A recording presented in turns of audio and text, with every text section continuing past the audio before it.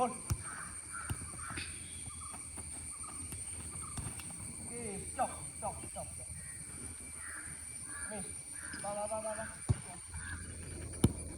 Okay, ഇവിടെ എന്താ സംഭവിച്ചത്? ബോൾ മിസ്സാകാൻ കാരണം എന്താ? യെസ്, നമ്മൾ എപ്പോഴും സ്കില്ല് അപ്ലൈ ചെയ്യുമ്പോൾ ഫസ്റ്റ് നമ്മൾ 1v1 സിറ്റുവേഷൻ നമ്മൾ ഫസ്റ്റ് ചെയ്യണമെന്ന് പറഞ്ഞാൽ ഒരിക്കലും ഡിഫൻഡറിൻ്റെ ടു ക്ലോസ് ആയി പോകരുത്. എപ്പോഴും ഒരു ഡ്രിബ്ലിംഗ് ഡിസ്റ്റൻസ് കീപ്പ് ചെയ്യണം. നമുക്ക് സ്കിൽ അപ്ലൈ ചെയ്യാനും എപ്പോഴും ഒരു ഡ്രിബ്ലിംഗ് ഡിസ്റ്റൻസ് കീപ്പ് ചെയ്ത് വേണം അപ്ലൈ ചെയ്യാൻ.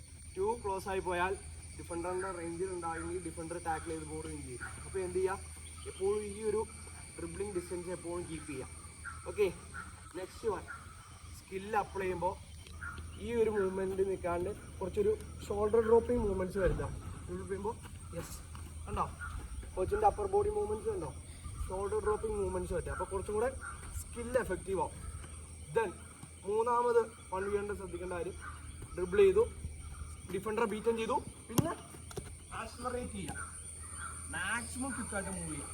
ഓക്കെ, ഈ 3 കാര്യം 1v1 ശ്രദ്ധിക്കുക. മനസ്സിലായോ? ഏതാണ്?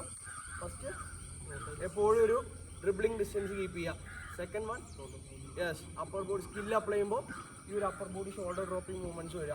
Third one, acceleration. ഡിഫൻഡർ ബീറ്റും ചെയ്തു, നമ്മുടെ ഗോളിലേക്ക് എത്ര പെട്ടെന്ന് ആക്സിലറേറ്റ് ചെയ്യുമ്പോൾ അത്ര പെട്ടെന്ന് ഫാസ്റ്റ് ആക്കാം. ചെയ്ത് നോക്കിയാലോ? റെഡി?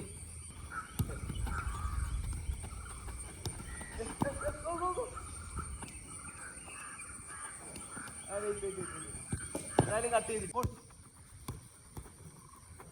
Let's go, accelerate.